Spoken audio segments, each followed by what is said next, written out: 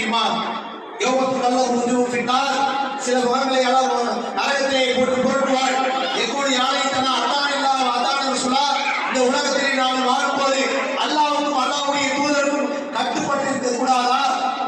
இன்னார் சாதனா புகுரானா எங்களுடைய முன்னோர்கள் எங்களுடைய மூதாதையர்களை வெளியெடுத்துட்டாங்களே மதனோட சபீரா, அதனால வெளியெடுக்கப்பட்டு விட்டோமே. எனவே எங்களுக்கு நீ வேதனை தராய். அந்த நீங்க வெளியெடுத்தாங்க அவங்களுக்கு 2 மடங்கு வேதனை தான் படப்படா. தீமை பாவம் எல்லாம் சரி சமம்.